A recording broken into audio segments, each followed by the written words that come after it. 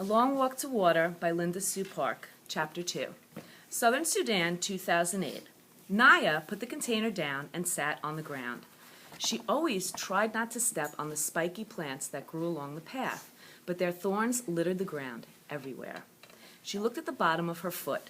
There it was, a big thorn that had broken off right in the middle of her heel. Naya pushed at the skin around the thorn. Then she picked up another thorn and used it to poke and prod at the first one. She pressed her lips together against the pain. Southern Sudan, 1985. Boom! Salva turned and looked. Behind him, a huge black cloud of smoke rose. Flames darted out of its base. Overhead, a jet plane veered away like a sleek, evil bird. In the smoke and dust, he couldn't see the school building anymore. He tripped and almost fell. No more looking back. It slowed him down. Salva lowered his head and ran. He ran until he could not run anymore. Then he walked for hours until the sun was nearly gone from the sky. Other people were walking too. There were so many of them that they couldn't all be from the school village. They must have come from the whole area. As Salva walked, the same thoughts kept going through his head in rhythm with his steps. Where are we going? Where is my family? When will I see them again? The people stopped walking when it grew too dark to see the path. At first, everyone stood around uncertainly, speaking in tense whispers or silent with fear. Then some of the men gathered and talked for a few moments. One of them called out, "Villages! Group yourselves by villages. You will find someone you know." Salva wandered around until he heard the words, "Lun Arlik! The village of Lun Arlik! Here!" Relief flooded through him. That was his village. He hurried toward the sound of the voice. A dozen or so people stood in a loose group at the side of the road. Salva scanned their faces. There was no one from his family.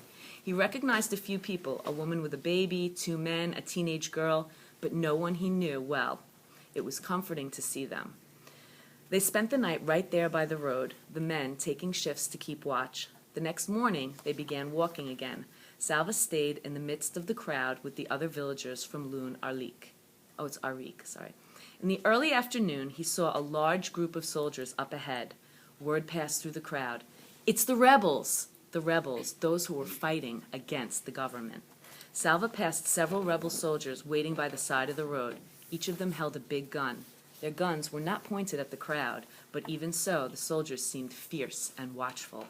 Some of the rebels then joined the back of the line. Now the villagers were surrounded. What are they going to do to us? Where is my family? Late in the day, the villagers arrived at the rebel camp. The soldiers ordered them to separate into two groups, men in one group, women and children and the elderly in the other. Teenage boys, it seemed, were considered men, for boys who looked to be only a few years older than Salva were joining the men's group. Salva hesitated for a moment. He was only 11, but he was the son of an important family. He was Salva Mawin Dut Arik from the village named for his grandfather. His father always told him to act like a man, to follow the example of his older brothers, and, in turn, set a good example for Kual. Salva took a few steps toward the men. "Hey!" A soldier approached Salva and raised his gun.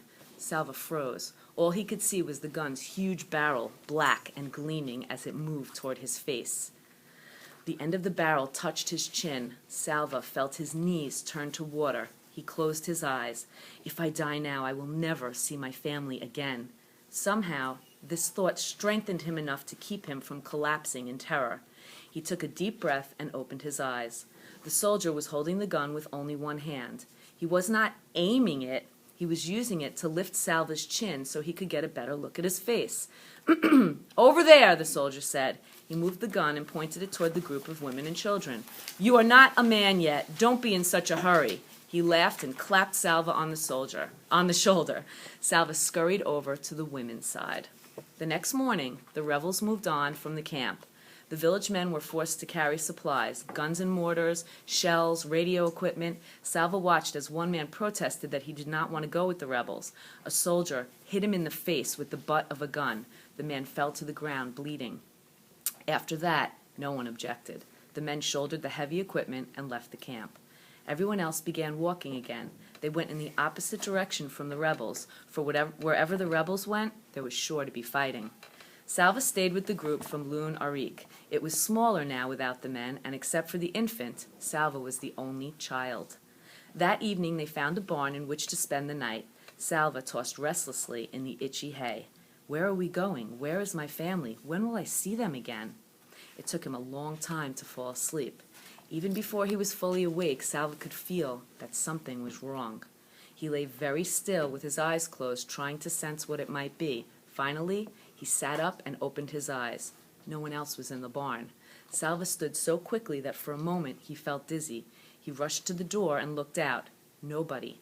Nothing. They had left him. He was alone.